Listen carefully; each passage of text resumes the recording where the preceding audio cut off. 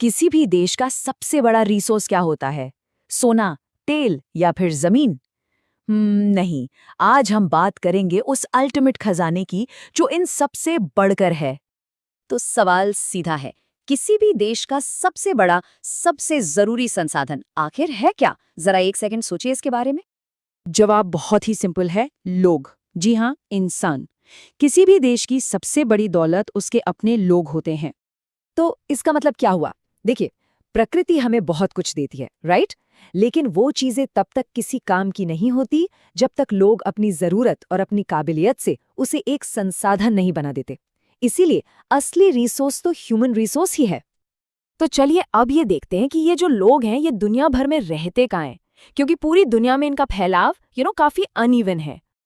क्या आपको पता है एक बहुत ही मजेदार फैक्ट?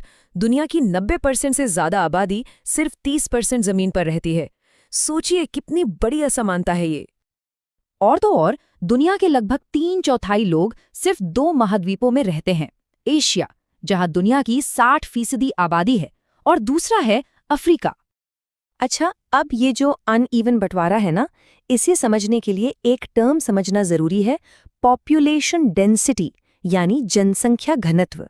इसका मतलब बस इतना है कि किसी एक खास एरिया में, मान लीजिए 1 स्क्वायर किलोमीटर में, कितने लोग रह रहे हैं। इसे एक बहुत ही आसान उदाहरण से समझते हैं। सोचिए, एक क्लासरूम में 30 स्टूडेंट्स हैं। क्लास एकदम भरी भरी लगेगी, थोड़ी भीड़ भाड़ वाली है। पर अब सोचिए वही 30 स्टूडेंट्स एक बहुत बड़े स्कूल हॉल में बैठे हैं। अब वो हॉल एकदम खाली खाली और खुला खुला लगेगा। स्टूडेंट्स तो उतने ही हैं, पर जगह बढ़ गई। बस यही है डेंसिटी का पूरा खेल। और अगर इसी को हम असल दुनिया से जोड़कर देखें, तो भारत में पॉपुलेशन की एवरेज डेंसिटी है 382 लोग प्रति स्क्वायर किलोमीटर। पर सवाल ये उठता है कि लोग कहीं ज्यादा और कहीं कम क्यों रहते हैं? इसकी एक बड़ी वजह है जियोग्राफी।